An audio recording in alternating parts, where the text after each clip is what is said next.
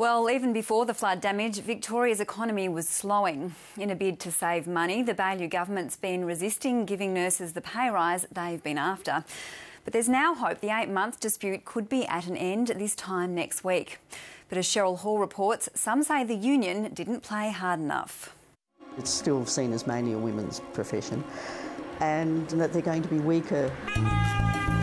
Frustrating, disrespectful.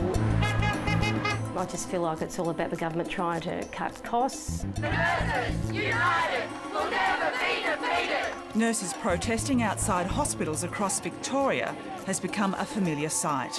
But early on Wednesday morning, there was unexpected news. But I can advise you this morning as of 8 o'clock that there has been a breakthrough in the negotiations. The announcement came immediately after this photo was published on the front page of The Age on Wednesday. The Premier's relative, Marshall Baillieu, was caught showing protesting nurses what he thought of them. I wish I could say I was surprised that Mr Baillieu's family show the same disrespect for nurses that he has, but I don't not. I think it's hilarious. I mean, it just shows you how much do they respect nurses when the family can do that. I mean, we come from Frankston, not Toorak, and that's pretty bogan action. There were some inelegant exchanges yesterday. I'm not going to comment further. We are really very thankful for the community, for the other unions and for everybody who's come out to support. It's meant so much to the nurses, I know that. Lisa Fitzpatrick has restricted her public comments now that negotiations with the Victorian Hospitals Association and the Health Department have resumed.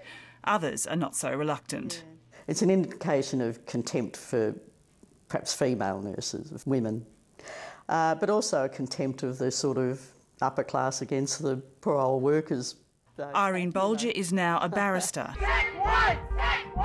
In the 1980s, she led the first mass walkout of nurses in Victorian hospitals, an action which sparked familiar claims from politicians that patients would die. All governments see nursing as mainly women, and that's why the Kane government was prepared to take us on, because we're just women and we're not going to be strong enough and we're going to be too scared and we're not going to want to leave our patients. And that's what this government's obviously doing.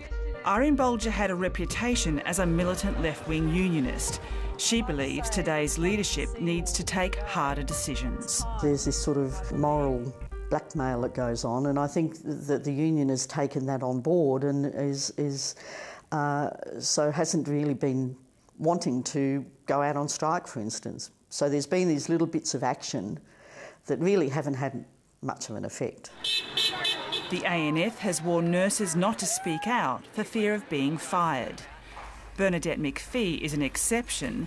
She's not afraid of losing her job because she's resigned.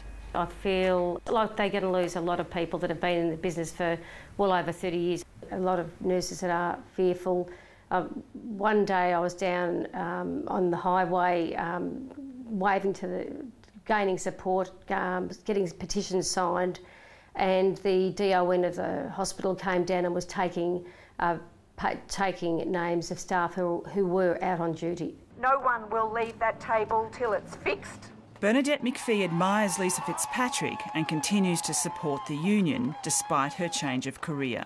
Lisa Fitzpatrick, our wonderful leader, who has at no time lost any respect. She's speaking up for our profession. But Irene Bolger says the union needs to take drastic industrial action. The union leadership's been telling the members this, that, you know, there's going to be big fines. Well, you just don't pay it and then see if they're prepared to lock a whole lot of nurses up. Striking's never been legal, but I think you've got to really call their bluff. Do you think they should have walked out earlier? Oh, absolutely. Victoria's nurses are now the lowest paid in Australia. Irene Bolger says that's partly the fault of the union. Wages have dropped off because the union hasn't pushed the wages issue because they've wanted the ratios. The union and the government say they will reach agreement by this time next week. But nothing, nurse-patient ratios or wage increases, are locked in. I really do fear for the welfare of the Victorian public. The nurses, united, will never never be defeated. We stopped action before and nothing happened. Hopefully this time it'll be different. I'd be absolutely amazed if it settles without the union having to give away something substantial. We'll see what happens next Friday.